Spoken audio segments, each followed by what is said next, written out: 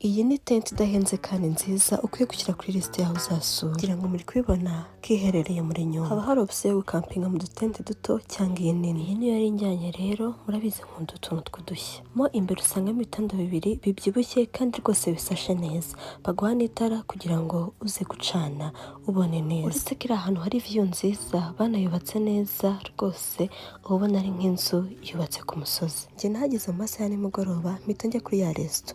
Nta bantu bari bahari, hari hatuje, bituma mbasha kuba naryoherwa n'ubwiza bw'ahantu. Uretse kuba nkunda ko ibintu byaho byose bikozwe mu biti, icyayi cyaho nacyo kingwa neza. Nimugoroba bacana umuriro mukaba mwakota mutera story cyangwa se muririmba. Amasaha yo kuryama yarageze, numvaga ndi bukonje ndifureba neza, gusa naryamye neza nk'akabebe, ntabwo nigeze nicwa n'imbeho nk'uko nabitekerezaga. Mu gitondo nabyutse nota akazuba. Iyi tente n'amadolari 100, urumva muri babiri cyangwa muri bangahe mwayisharinga. Udutente duto two ni amadolari 50. Ikindi ni uko baguhereza ibyo ukeneye byose, ntiwicwa n'imbeho kandi rwose uraryama ukagira ngo wirariye muri hoteli y'inyenyeri 5. Ikindi ni uko mushaka kuba mwazana ibyo mukitekera, mukaba mwakotsa n'amanyama. Ariko kandi ushaka wajya gufatira breakfast ku w'inka cyangwa se kuhafatira n'amafunguro, murabizi ntibahenda kandi ibiryo byaho biraryoha. Ikindi nahakundiye ni memories uhavana. Niba ukunda nature cyangwa ukunda gutembera, aha naho uzahatemberera. Nahise nifotoza ibiryo byose mbemerera bunguri.